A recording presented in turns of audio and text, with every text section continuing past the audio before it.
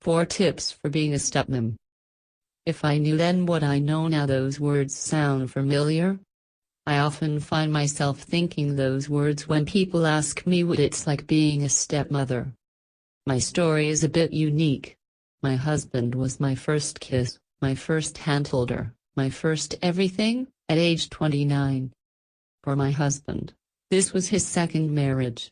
And when I married him, I knew he was giving me 2 beautiful wedding presents, 2 girls, ages 8 and 12.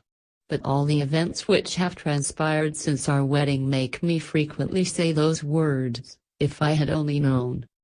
Don't get me wrong, I most certainly would still have married my husband and welcomed my daughters into my heart.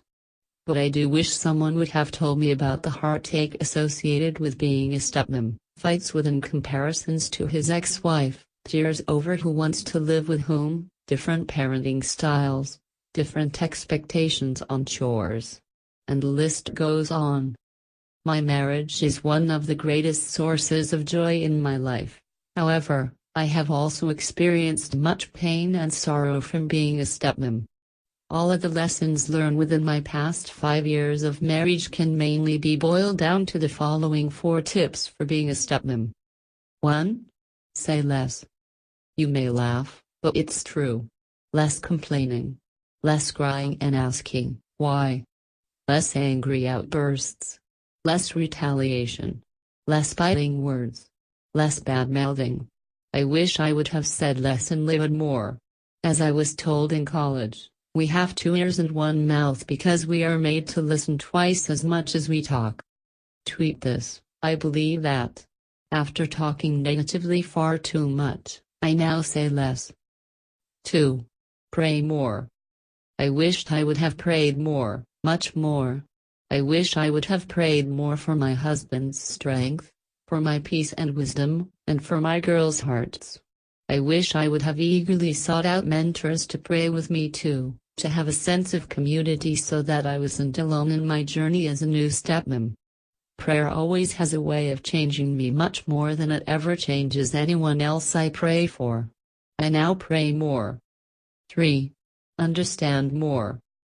This kind of builds upon the previous 2 points. As I say less and pray more, I understand more. I understand now that my husband was always on my side. I had no reason to compare myself to his first wife. I understand now how joy comes the morning after holding my weeping husband in my arms, after saying goodbye to the girls at the end of a visit. I understand my husband and my girls more. 4. Don't put it in writing. Funny story. One day, I was really upset at my husband's former spouse. Instead of cooling off, taking a walk or just leaving it alone, I sent off a heated email. Bad idea. The result? A returned email, equally as heated, which caused me months of weeping and nursing deep wounds. Since then, when I am mad, I let myself be angry, but I don't respond in print, not even to my husband. Being a stepmom is a tough job.